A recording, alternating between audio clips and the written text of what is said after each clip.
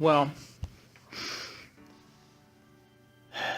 it started for me kind of easily, actually. In 1981, I went in to see my doctor for annual checkup, blood work, etc. And he said, basically, you've got an inverted T-cell ratio. And I said, well, what do we do about that? He said, well, nothing. I said, well, what does it mean? I said, well, whatever's going around, you've got it. And I said, well, what's going around?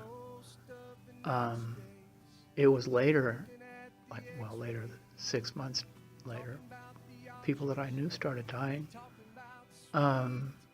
First big one was Spencer Beach. He was my sponsor in Al-Anon. He was one of the first 50 studied by the CDC to define what was going on.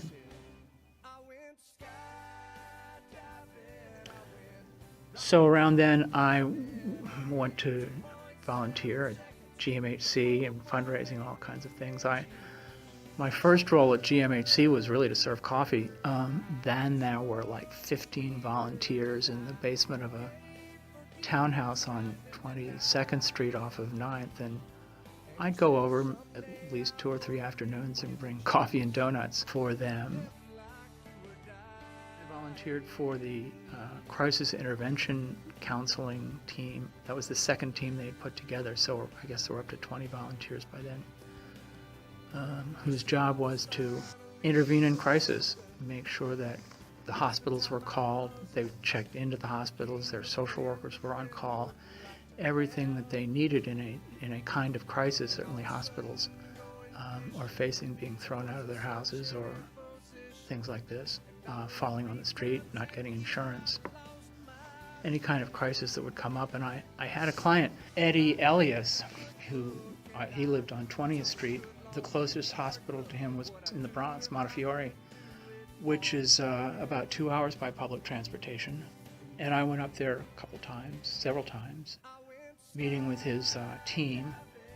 Unfortunately, at that time, if you hadn't spiked a fever in 24 or 48 hours, and you had no other signs, they would just discharge you because they didn't have anything else to do but discharge you.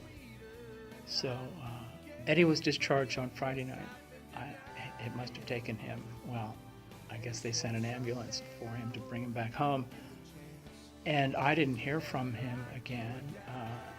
The ambulance found him the following Tuesday. He had fallen off his sofa on his arm and couldn't get up. And there he lay for however long that took. I suppose I could have done that again. I really didn't feel qualified to do that kind of work. I wasn't a big hero like the Roger McFarlane's and the Larry Kramers of the world and the Diego Lopez's, people that really did hard work and off into long hours. This kind of knocked me out a little bit, depression-wise.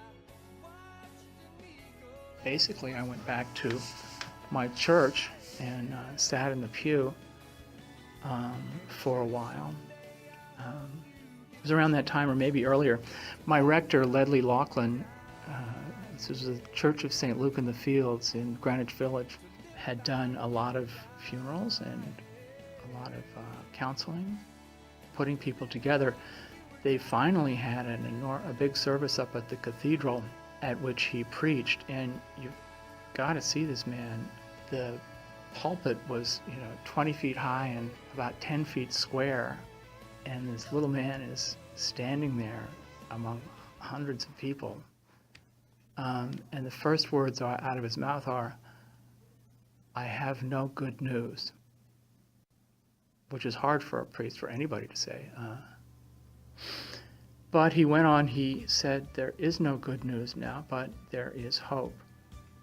And his hope was that this was going to be something like the sequoia trees in the Northwest that cannot germinate unless there's a forest fire, and that we are in a forest fire now.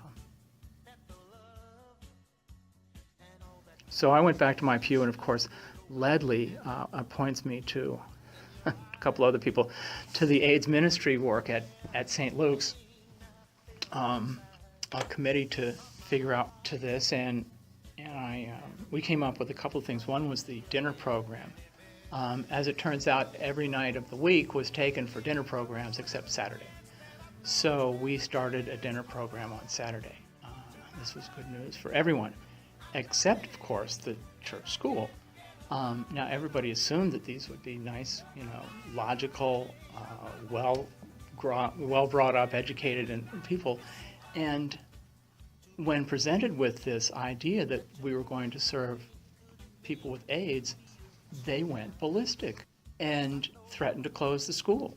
And Ledley, kind as he was, said to people who could understand him and people that were level-headed, said, you know this is irrational, right? Said, it doesn't matter. These are our children. We will be as irrational as we want to be regarding the health and welfare of our children, and we will close the school. So it took them a year to settle down. We made other arrangements in those crazy times, and we eventually got into the church, into the dining room and cafeteria. And having put that together and organized people and got them going, I just washed dishes. And you had to sign up well in advance. This was a very popular program to volunteer for, and I washed dishes maybe once a month, which didn't seem like a lot. At the time, it was, getting my hands dirty and clean, but several of the guests were just so grateful, not just to have food, but this was the only time they had food served on plates. Every other meal that they ate was on styrofoam and paper and disposable, and they kind of felt disposable, except at St. Luke's, and that was wonderful. So all of the food that we had and volunteered and was given to us by local markets and such, and people baked and made cookies and pies and such, and there was just too much for a Saturday night program. So we looked around and thought, oh, we'll take this up to St. Vincent's Hospital and provide some food for them.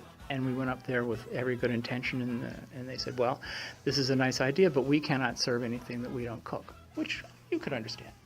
So we started an afternoon program there on Sunday afternoons of just having tea and cakes and sodas and juices and cookies, all the kinds of things that we were throwing away the night before, but staying there for a couple of hours and with the groups that were there, patients, of course, and the guests of patients who were glad to walk out of the room for a few minutes and have a little cookie or something, and have them be able to do something else than sit in a hospital room or in a hospital ward.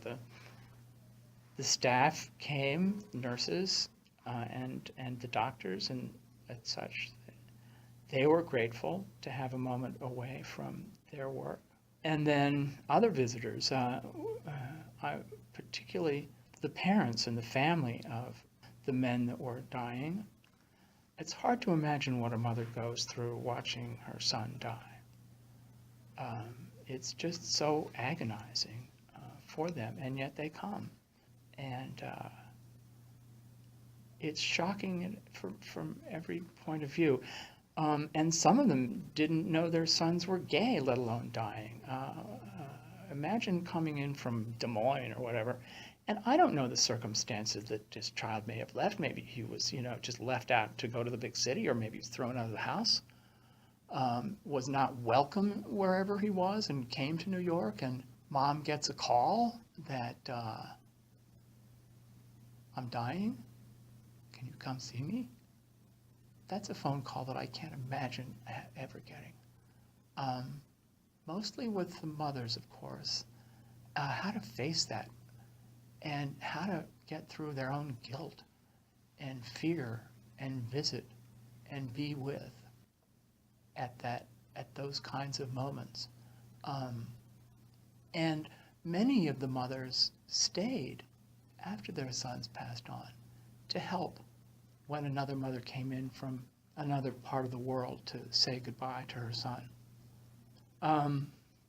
And this was, I think, one of those very blessed occasions of ministry to people who are going through horrible ordeals with their families, and just recognizing that this is my child, and I have to be here.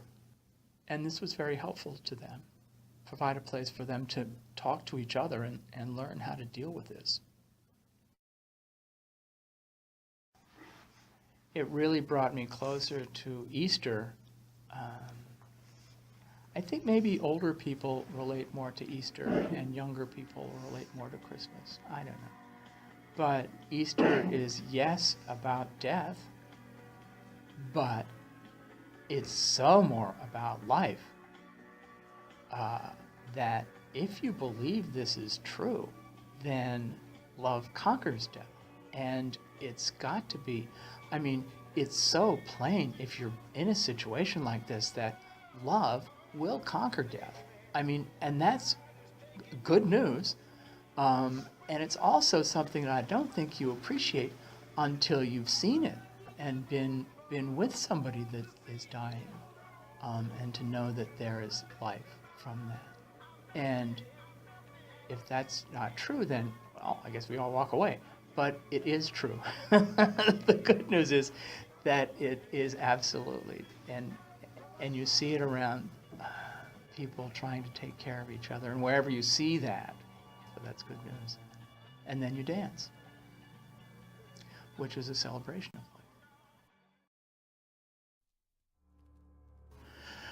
A couple of individuals that I'd like to remember. One was David Rabine. He was in our beach house out at Fire Island one summer, and he was positive. And there's a big party, fundraising event on Fire Island called the Morning Party. Everybody, my God, the volunteers that come out for that are dozens to set up a dance floor on the beach, huge speakers, and provide, drinks and music and snacks and fruit and stuff. And it was the weekend of his parents' 50th anniversary. So as torn as he was, he went out to Michigan to be with them and celebrated with them. And then I guess it was towards the end of the week, he started going blind in his right eye. So he came back to New York on an urgent flight, went into the hospital on Friday, I guess it was. And they gave him the right medication for this. I can't remember what it was, infused into his eye. And his doctor said, well, that's all we can do today. Come back on Monday. And so they left the shunt in his arm. And he said, well, I'm going to the beach. And off he came out to the beach, and on Saturday, worked on an outfit, and on Sunday wrapped a bandana around the shunt in his arm where this pipe is sticking out, this tube is sticking out, and he went off to dance, because you gotta dance. You just have to be alive in the time of so much death, and it's kind of shockingly wonderful.